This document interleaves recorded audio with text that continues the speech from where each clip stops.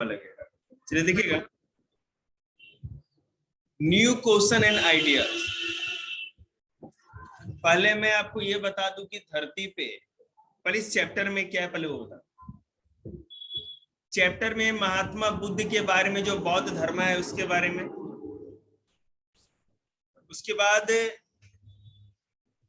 उपनिषद क्या है वो आपको जानना है,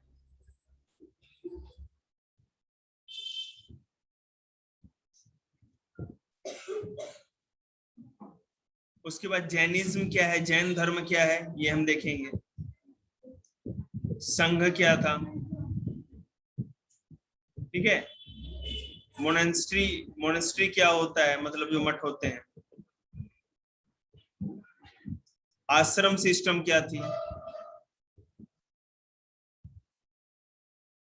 और इसके बाद छुट्टी।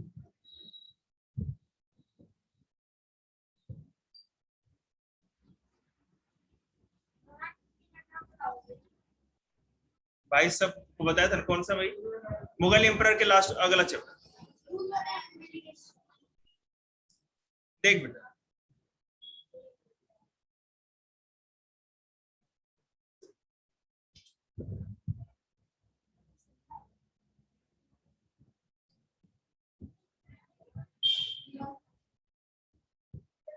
भारत में, हमारे इंडिया में अगर आप धर्मों के बारे में देखें तो सबसे पहले हम लोग सिंधु वैली सिविलाइजेशन, जो सिंधु घाटी थी, हड़प्पा सभ्यता के बारे में पढ़ाया था ना, सुना होगा आप, अब ये मत कहना कि सुना नहीं है, ठीक है।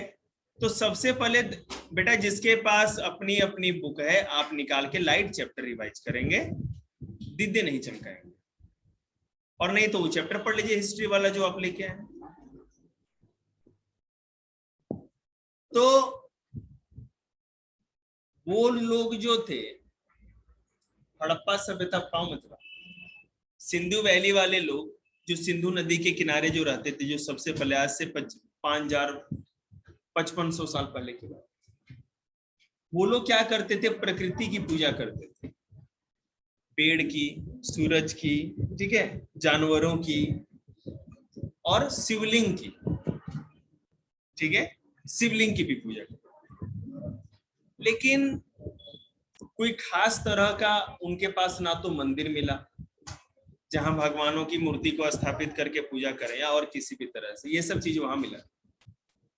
उसके बाद आर्य लोग भारत में आए। आर्य लोग के बारे में तो जानते ही हम लोग, जो हरियाणा, पंजाब, उत्तर प्रदेश, इधर इस साइड नॉर्थ इंडिया में पूरे। उठ के अच्छे से लाइन में अरेंज कर दो चेयर्स। तो आर्यन लोग जो आए, हड़प्पा सभ्यता के बाद आर्यन लोग आए, वो लोग भी प्रकृति की पूजा करते थे, सूर्य भगवान की, वरुण देव की, इंद्र देव की, ठीक है, अग्नि देव की, इन सबों की पूजा करते थे। उनके लिए सबसे ज्यादा पूजनीय या जो रिस्पेक्टफुल जो जानवर था वो गाय थी, जैसे आज हम लोग के पास भी है, ठीक है। वो लोग ज्यादा यज्ञ करते थे, बैठ के अगर थोड़ा भी दाएं बाएं टाइम पास हुआ तो फेंक के मारेंगे मुंह पे, बुक मत दिखाओ, दांत तोड़ देंगे, बुक खोलो और उसमें घुस जाओ, ठीक है। तो जो आर्यन लोग थे, हड़प्पा सभ्यता के बाद जो भारत में माना जाता है कि वो लोग थे, वो लोग यज्ञ करते थे। आपने रामायण या महाभारत देखा होगा ना, राम जी अश्वमेघ यज्ञ करते थे, पुरुषमेघ यज्ञ, राजसूय यज्ञ, तो बड़े बड़े यज्ञ किए जाते थे। और माना जाता था कि राजा जब यज्ञ करता है या कोई भी यज्ञ करता है, तभी जाकर के उसको उसका यश बढ़ता है, वो ज्यादा उसका भी राज्य बढ़ेगा, ज्यादा अमीर हो जाएगा, धनी हो जाएगा। कुछ लोग पुत्र प्राप्ति के लिए, बच्चे होने के लिए भी यज्ञ करते थे।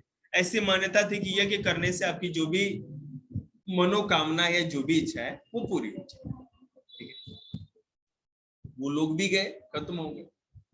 तो जब भारत में वैदिक लोग खत्म हो गए, वैदिक कल्चर भी खत्म हो गया, ठीक है, तब भारत में ब्राह्मण धर्म आया, ठीक है, जिसमें अब अलग अलग वरुण, इंद्र, अग्नि, इनकी जगह ब्रह्मा विष्णु और महेश की पूजा होने लगी।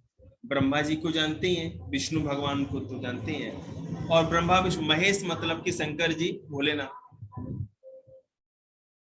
लेकिन इस समय क्या हुआ कि ब्राह्मण लोग जो थे, हमारा समाज 4 जातियों में बटा हुआ था, ब्राह्मण, क्षत्रिय, वैश्य और शूद्र।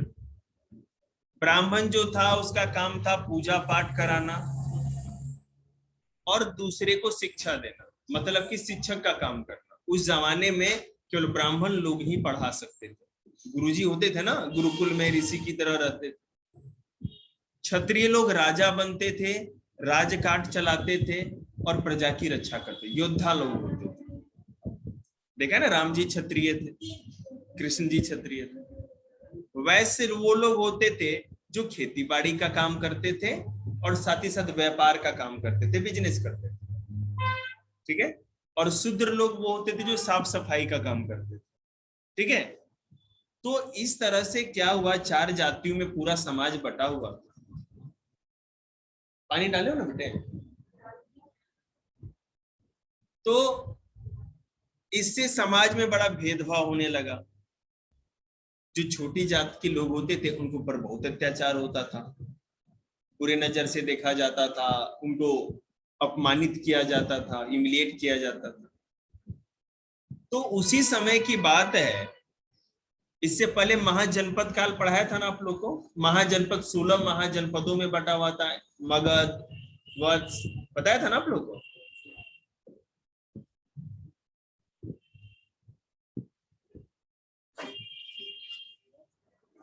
वहां से माचिस बन,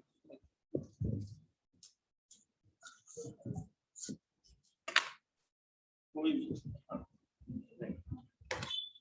एक सेकेंड रुकिए।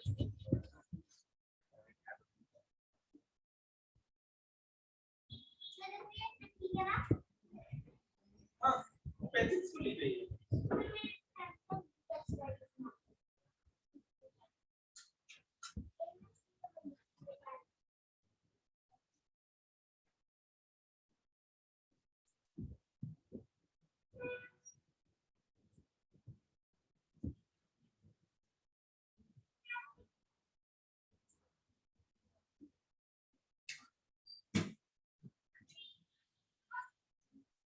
तो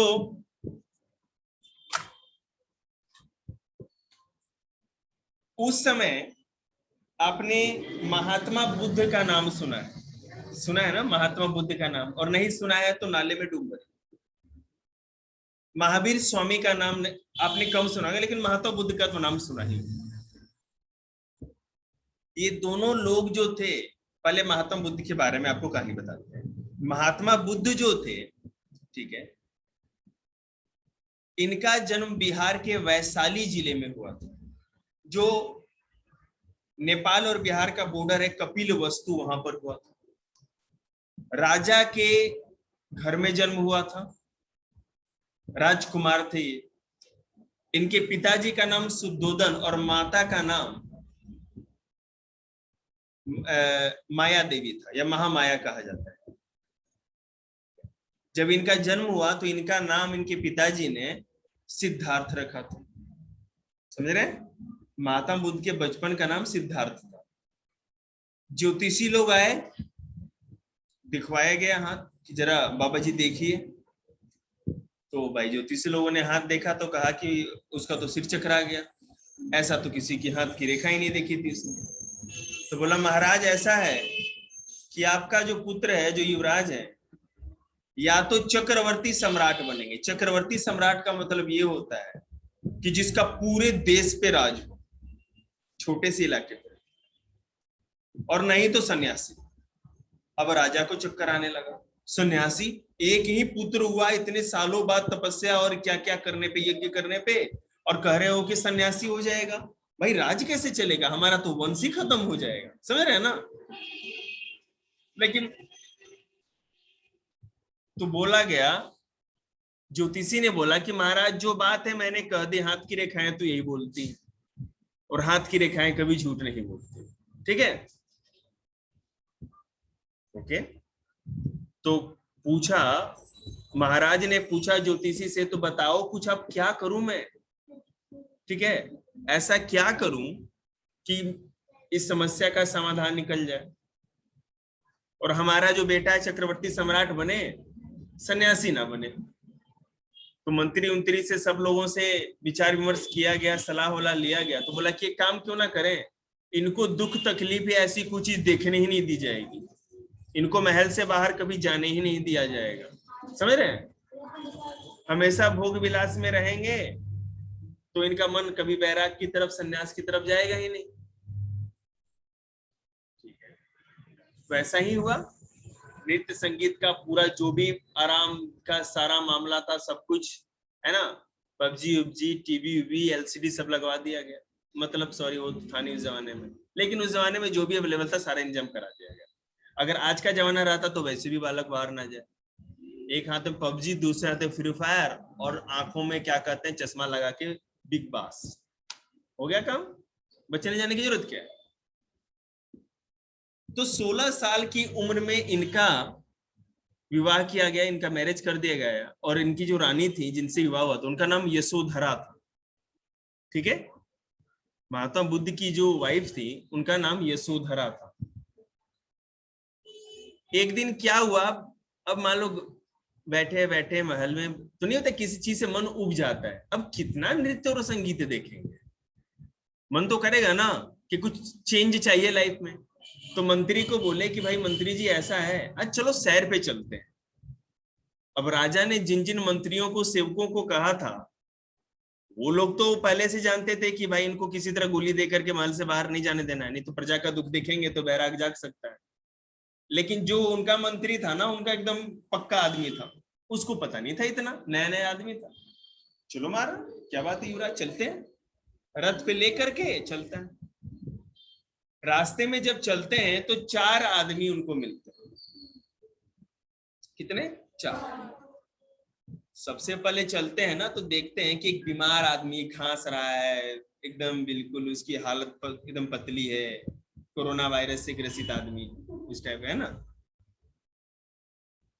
तो बोलते हैं महात्मा बुद्ध अपने मंत्री से, भाई ये कौन है? बोले कि युवराज ये बीमार आदमी है। ये क्या होता है? बोले कि जो भी आदमी है, बीमारी लगती है तो शरीर कमजोर हो जाता है और आदमी दिक्कत महसूस करता है, प्रॉब्लम में रहता है। अच्छा, तो क्या मैं भी बीमार पड़ सकता हूँ? हाँ महाराज, कोई भी बीमार पड़ सकता है, आप क्या, जो जन्म लिया है, जो धरती पे है, वो बीमार तो पड़ेगा ही, उसको कौन रोक सकता है? अच्छा भाई, बीमार पड़ सकते हैं। आगे चलते हैं।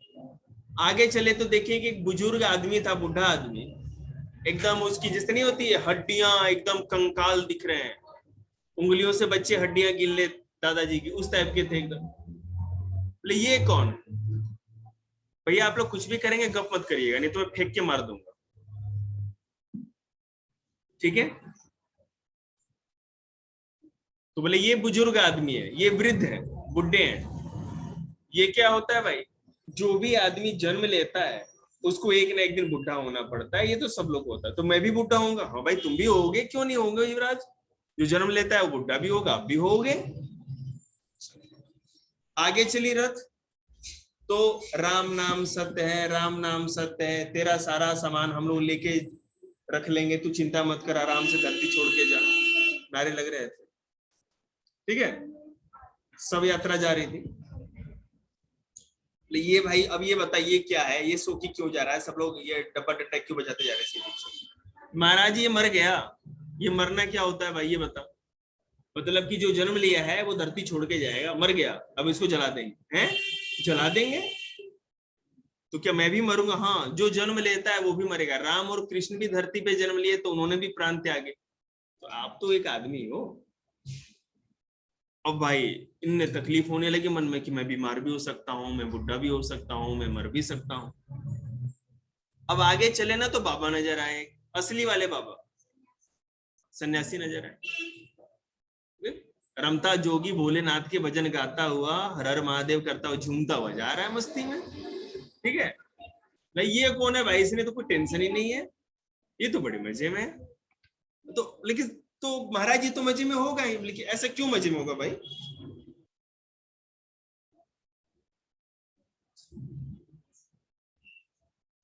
ठीक है, तो उन्होंने कहा कि ये बैरागी है, ये बैरागी, ये साधु क्या होता है?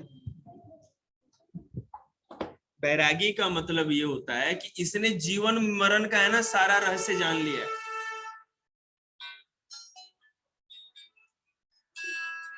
हेलो हेलो, समझते बेटा? 5 बजे बेटा, 5 बजे। तो इसने जीवन मरण का सारा रहस्य जान लिया है। जब दुख होता है, जब ये बीमार पड़ता है या जब बुढ़ा होता है ये किसी भी तरह की इसको दिक्कत होती है, तो इसको उस चीज का तकलीफ महसूस है, उसमें भी हंसता रहता है। और जब सुख रहे, जब सब कुछ अच्छा रहे, तब भी साधारण रहता है। दुख और सुख के बीच में है ये, ना तो इसे दुख सताती है और ना सुख इसको चने के झाड़ पे चढ़ाती। समझ रहे ना? हमेशा नॉर्मल रहता। ये बड़ा अच्छा लगा भाई। तो यही अच्छा है ना, बीमार होने से, बुढ़ा होने से, मरने से अच्छा क्यों ना सन्यासी बन जाए।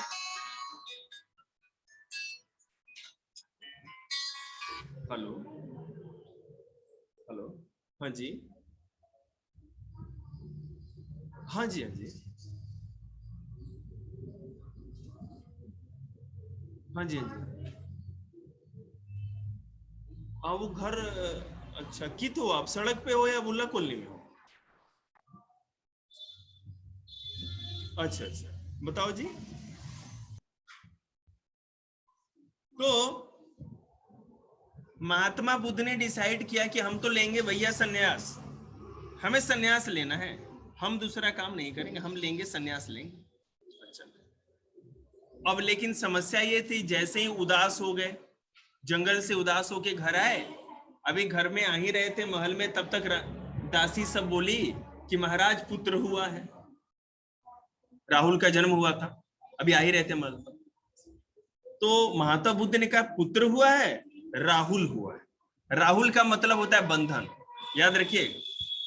राहुल एक संस्कृत शब्द है जिसका अर्थ होता है बंधन, जो जकड़ के रखे आपको। तो महात्मा बुद्ध ने खुद ही उसी समय अपने बेटे का नामकरण संस्कार कर दिया और अपने बेटे का बिना शक्ल देखे ही गृह त्याग कर दिया।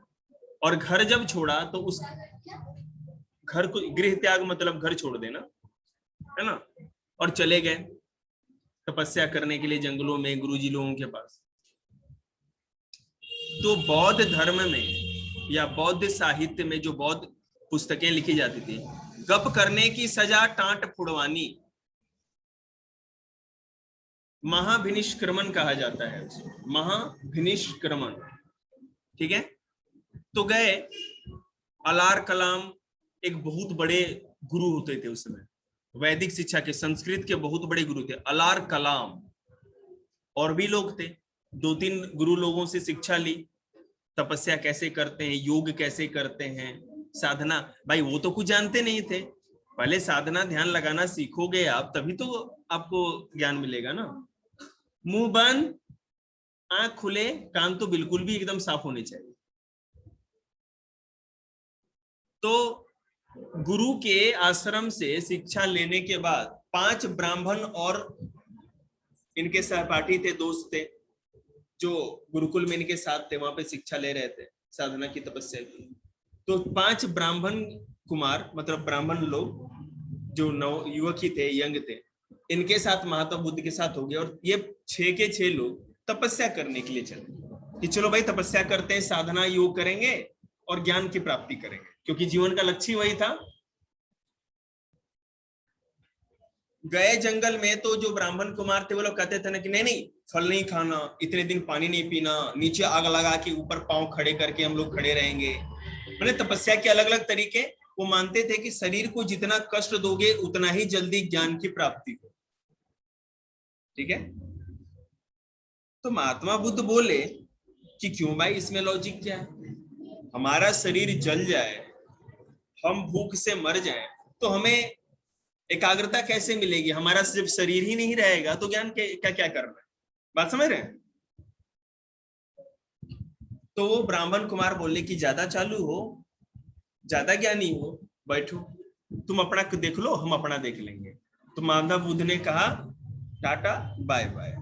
वो लोग चले गए, महात्मा बुद्ध वहीं रह गए। बिहार में बौद्ध गया एक जिला है, डिस्ट्रिक्ट होता है ना, जैसे रोहतक, सोनीपत, पानीपत।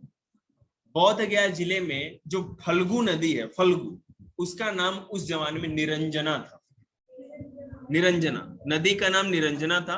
निरंजना नदी के किनारे एक पीपल का पेड़ था, ठीक है, बरगद नहीं, पीपल का।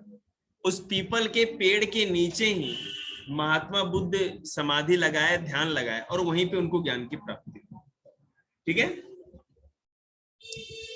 अभी मैं उस पीपल के पेड़ के बारे में कुछ इंटरेस्टिंग चीज आपको बता दूं। बेटा डोंट टॉक प्लीज। यहां आने के बाद टॉकिंग का मतलब है फांसी। जब माता बुद्ध की मृत्यु के बाद बहुत दिनों बाद भी एक बंगाल का राजा था जिसका नाम था शशांक। वो ब्राह्मण धर्म अपनाता था, जैसे नहीं हिंदू धर्म जो है, भोले बाबा की पूजा करना, ये सब। बौद्ध धर्म उसको अच्छा नहीं लगता, तो उसने क्या किया कि बौद्ध गया पे अटैक करके उस पेड़ को कटवा दिया, और जो भी मंदिर या मठ बने थे उसको भी तोड़वा दिया था। पेड़ कटवा दिया जिसके नीचे पीपल का पेड़। अशोक जब राजा बना तो अपने जीवन में 2 बार उस पेड़ को लगवाया उसने, पीपल के पेड़। और तीसरी बार जब अंग्रेज आए ना यहाँ पर, तब वो पेड़ पुराना हो गया था, खत्म होने वाला। तो तीसरी बार कनिंघम, जो आप लोग को पुरातत्ववेता या आर्कियोलॉजिस्ट के बारे में बताया था ना, जो जमीन पे खुदाई करके जो चीजें निकाली जाती हैं बहुत हजारों साल पहले की, तो उसके हिसाब से इतिहास बताते हैं, वो पुरातत्ववेता होते हैं। तो इंडिया का फर्स्ट आर्कियोलॉजिस्ट या पुरातत्ववेता जॉन कनिंघम था। कनिंघम उसका नाम था, अंग्रेज एक ऑफिसर था। उसने फिर वहां पर पीपल का पेड़ लगवाया, और जो अभी वहां पे पीपल का पेड़ दिखता है वो वही पेड़ है। आपको पता भी, उस पीपल की पेड़ की देखरेख के लिए Japan, south Korea, Indonesia, Malaysia, सारे वैज्ञानिक लोग रहते हैं, मतलब रिसर्च करते हैं कि कैसे इस पीपल के पेड़ को हजारों साल तक बचाए रखा जा सके। समझ रहे हैं? उस पीपल के पेड़ को छूने का अधिकार अभी किसी को नहीं, कोई आदमी जाके नहीं छू सकता। एक ही काम कर सकते हैं, जो दर्शन के लिए जाते हैं बौद्ध धर्म के। आजा बेटे आस्था। हाँ, वो जो पेड़ के पत्ते गिरते हैं ना पीपल के, हाँ तुम जाओ, जो पीपल के पेड़ के पत्ते हैं जब गिरते हैं तो वही प्रसाद स्वरूप दिया जाता है यादगारी के लिए। समझ रहे हैं ना? आप उस पत्ते को केवल छू सकते हैं, लीव्स को, और कुछ। महात्मा बुद्ध के बारे में आगे, तो महात्मा बुद्ध ने बोला कि जीवन में सबसे बड़ी समस्या पता है क्या? ये दुख। हर आदमी किसी ना किसी दुख से ग्रसित है। बालक मुझसे दुखी, मैं घर से दुखी, घर वाले पैसे ना होने से दुखी, मोदी तालिबान से दुखी, तालिबान भी पैसे से दुखी। कोई ऐसा है जो कहना भाई मेरे तो कोई दुख ही नहीं? ऐसा तो है ही नहीं कोई। हर आदमी को कोई ना कोई टेंशन, प्रॉब्लम, समस्या तो है।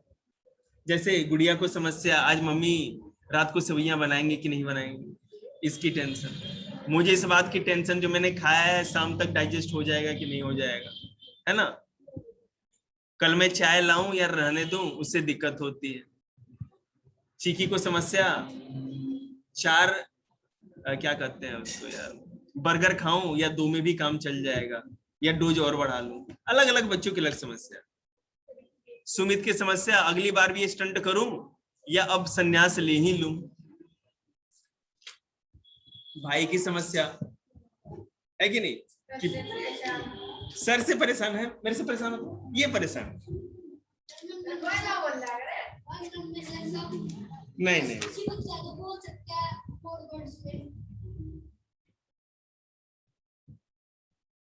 वो आपने नहीं लिखा, कर्ता ने कर्म को करण से कैसे चार्ट बना, वो सबसे इम्पोर्टेंट। पीछे से देखिएगा। Thank you. हाँ ये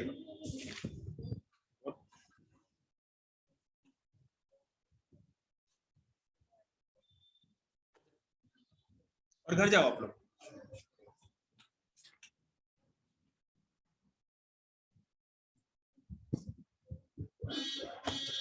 देखिएगा, तो महात्मा बुद्ध ने बोला कि जीवन में जो सबसे बड़ी समस्या है वो दुख है। अब दुख है तो दुख का कुछ ना कुछ तो कारण होगा ना। आप मुझसे दुखी हो, क्यों दुखी हो? मैंने आपके कोई घर पे कब्जा थोड़ी किया है। ऐसा थोड़ी है मम्मी ने कुकर में अच्छी सब्जी बनाया तो मैंने वहां से चोरी करके ले ली, ऐसा तो मैंने कुछ नहीं किया। या पापा काजू कतरी लाए थे तो आधा डब्बा मास्टर खींच के ले गया। आप इसलिए दुखी हैं ताकि मास्टर आपसे है ना वो बात करता है जो आपको कड़वी लगे। तो महात्मा बुद्ध ने कहा कि जो दुख है वही जीवन का सबसे बड़े दुख का समस्या है, दुखी सबसे बड़ी समस्या। निहांशु पापा है बेटा, चले जाओ। दूसरा, दुख है तो इसका कोई ना कोई कारण होगा, ठीक है, कारण होगा ना। जीवन में जिसके भी जो भी दुख होगा निहांशु, उसका कोई ना कोई कारण। अब दुख का कारण है तो दुख को खत्म करने का कोई ना कोई रास्ता तो होगा। आपके पांव आप दुखी हो, आपके चेहरे पे है ना क्या कहते हैं, मेरे को दर्द दिख रहा है। मैं पूछूंगा क्यों भाई, कारण क्या है इसका? आप कहोगे सर मेरे पांव में चोट लगी है। कारण है ना, क्योंकि आपके पांव में चोट लगी है तो आपको दुख। अब पांव में चोट लगी है, मेरे को पता चल गया कारण क्या है, तो उस चोट का, इस दर्द का उपाय भी तो होगा ना। आप डॉक्टर के पास आओ, दवा लो, कोई ना कोई उपाय है। और उस उपाय को अपनाने का भी कोई ना कोई तरीका होगा। डॉक्टर ने कहा आप ये दवा ले लीजिए, डॉक्टर कहेगा कि आप इसकी सिकाई करो गर्म पानी से नमक डाल के, है ना। या डॉक्टर कहेगा टांग कटवा लो, कुछ ना कुछ तो कहेगा ना। तो जो डॉक्टर ने कहा है आप उसको अपनाएंगे भी तो महात्मा बुद्ध ने कहा जीवन में दुख का कारण जो है कर्म है। हम जो ये कर्म के जाल में फंसे रहते हैं, है ना, यहाँ से ये पैसे ले लें, बहू के लिए क्या कहते हैं वो हार बनवा दें, बहू फिर क्या कहते हैं हमें हरवा दे, मतलब ये सारी मुसीबतें। आदमी जब विवाह कर लेता है ना तो उसके बाद आदमी का जो जीवन होता है ना, दो धारी तलवार पे होता है, पता नहीं किस दिन कट जाए। और फिर बहू डायलॉग मारती है फेमस, पता है क्या, इतनी जल्दी इतने किस्मत वाले नहीं हो कि निकल लोगे, अभी झेलना लंबा है। समझ रहे हैं, ये नाटकों के डायलॉग है, लोग सीख लेते हैं। तुम्हें भी डायलॉग याद है तो भाई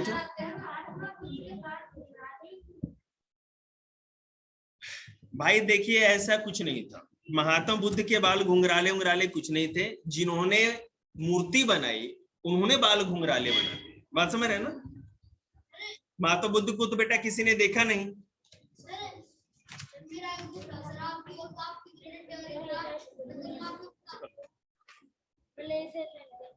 अभी कर लो ना एक साथ। देखिए शांति। तो महात्मा बुद्ध ने कहा कि जो कर्म है आपके जीवन में यही सबसे बड़ा दुख का कारण, ठीक है। तो इसकी समाप्ति का कारण उपाय बस एक ही है, ज्ञान, ठीक है।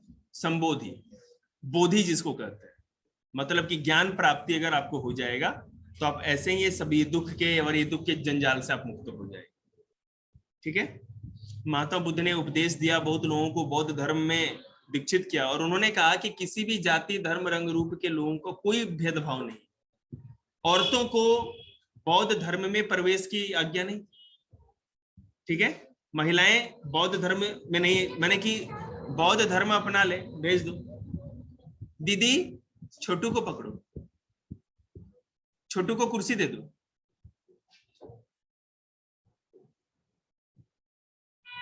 ये छोटा भीम बस पीठ पे रहता है, नीचे तो आता ही नहीं भीम इसका कभी। देखिएगा भीम आ गया, वो भी पीठ के नीचे दब गया। तो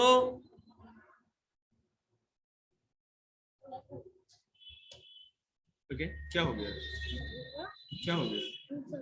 ओरल पूछ लो, अभी निकल जाएगी तुम्हारी, देख लो रिवाइज करके आ लो, मैं ओरल पूछूं। तो उन्होंने कहा था कि अगर महिलाओं का मतलब मठ होते थे ना, बौद्ध मठ होता था जहां पे सारे साधु सन्यासी लोग रहते थे, तपस्या माने साधना करते थे, तपस्या कि जी बेटा, मठ मतलब कि आश्रम, आश्रम समझते हैं ना, जहां साधु लोग सारे लोग होते हैं। तो कहा गया कि महात्मा बुद्ध ने कहा कि अगर हमने औरतों को प्रवेश दे दिया तो यहाँ पे है ना विनाश हो जाएगा, ये भ्रष्टता फैल जाएगी, लोगों का ध्यान नहीं रहेगा काम। लेकिन उनकी जो सौतेली माता थी, जैसे कि मैं आपको बता, मौसी तो समझते हैं ना, माँ की। ये जब जन्म लिए ना तो कुछ दिनों में ही इनकी माँ गुजर गई, महात्मा बुद्ध की। तो इनकी जो सौतेली माता थी, मतलब मौसी जो थी, उन्होंने इनको पाला, जिनका नाम था प्रजापति गौतमी। तो उनकी माँ के नाम पे ही इनको गौतम बुद्ध कहा जाता है। ठीक है। तो उन्होंने कहा कि अरे और किसी को दीक्षित नहीं करोगे बेटे, अपनी माँ को तो दीक्षित करोगे, मुझे तो कर लो। उनका दबाव आने लगा, अब करें क्या भाई। तो उन्होंने बौद्ध धर्म में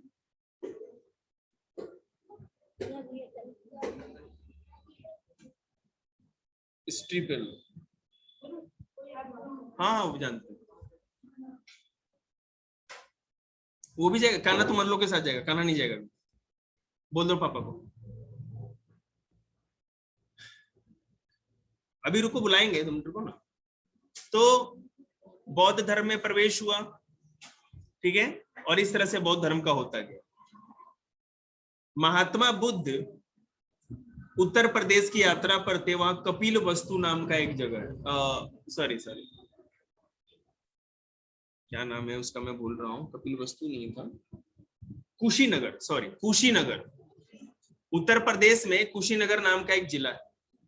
वहां पे महात्मा बुद्ध गए, तो वहां पर कुछ खा लेने के चलते है ना, उनको पेट में दिक्कत हो गई और 80 साल की उम्र में उनकी मृत्यु हो गई। समझ रहे? 80 साल की उम्र में महात्मा बुद्ध की मृत्यु। खाने से कुछ इन्फेक्शन हो गया होगा उनको, ठीक है ना। चलिए,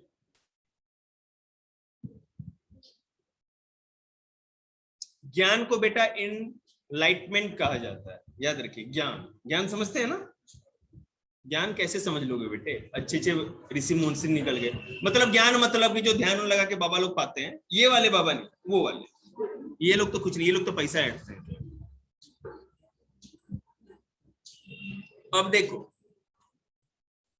चलो कुछ कल भी देखो, कुछ कल करा देंगे, कल चैप्टर खत्म कराएंगे, आज इतना।